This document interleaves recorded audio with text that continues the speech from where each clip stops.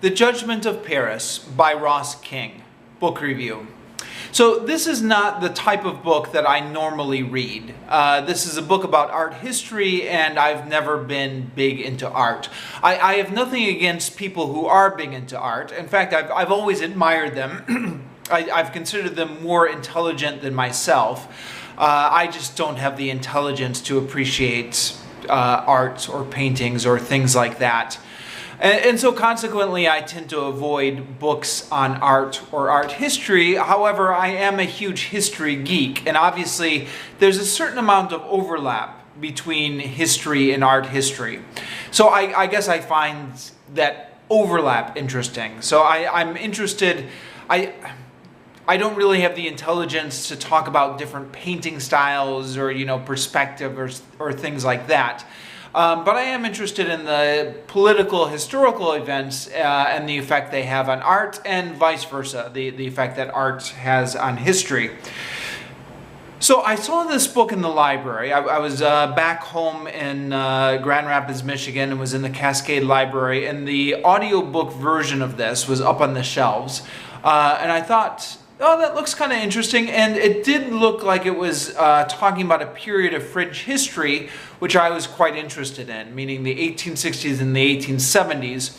I was quite interested in that period because of the big political events that were happening in France during this period, which I'll get into more in a minute. And I thought maybe there would be some overlap there, and besides it was an audiobook, so audiobooks always have kind of a low investment. Yeah, you just put them on and listen to them while you're doing other stuff, like while you're driving around. And so I checked it out, and I was very glad I did, because sure enough, it did comment a lot on the political events that were happening in France at the time, which I was very interested in. And the author, Ross King, it turns out he's an excellent storyteller. And he weaves a lot of interesting biographical information about the artists he's talking about. And he does talk about their styles and, some of the art part about art history, which some of that was, again, over my head, or I'm too much of a Philistine to appreciate it. But overall, I found this book fascinating. The book follows the lives of two artists. And apologies, I'm going to mispronounce all the French names. Edouard Manet and Ernest Meissonier, who represented two different poles of the French art world in the 19th century. The book follows their careers from the early 1860s through the mid-1870s. Now, if you know your French history, you'll no doubt realize that some very interesting events occurred during this period. So, Louis Napoleon's ill-fated Mexican adventure, the Franco-Prussian War, the downfall of Louis Napoleon, the end of the Second Empire, the creation of the Third Republic, and the Paris Commune. The book is rich with historical background of all these events and more. Ross King is a talented writer who has a gift for storytelling. I really enjoyed listening to him as he narrated through all these events.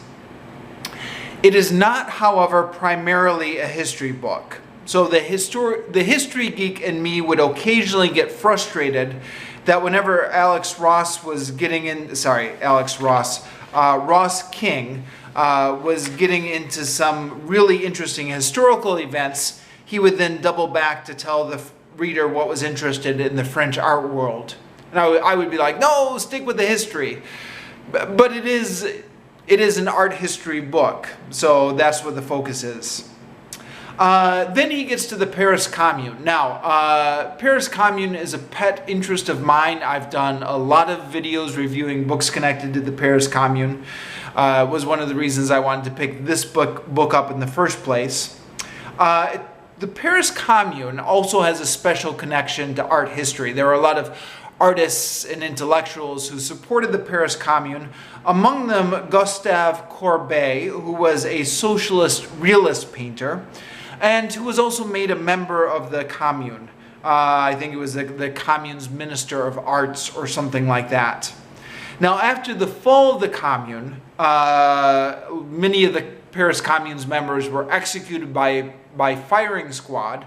Gustave Courbet was lucky enough to survive the firing squad, but he was convicted in court of being responsible for the Paris Commune's decision to topple the Vendôme column. And consequently, he had to pay for its restoration, which financially ruined him for the whole rest of his life. Now, the Vendôme column was a monument that was put up as a tribute to all the battles that France had won in the Napoleonic Wars. The Paris Commune, which was a working man's socialist revolution, had a big emphasis on internationalism. So they said, okay, we're going to pull down this column because we're no longer interested in celebrating the victories that France won over other nations. We're now going to celebrate working men's internationalism.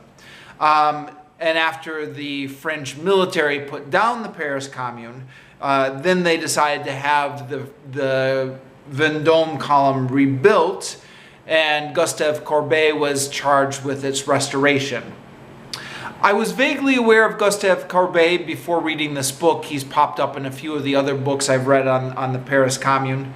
However, Ross King's book gives a lot more biographical information about Gustave Courbet, both about his life before and after the Paris Commune, which I was completely unaware of. And I think arguably, Gustave Courbet is one of the main focuses of this book. After Manet and Meissonier, Courbet is perhaps the third most important figure of all the artists that King is tracking in this book.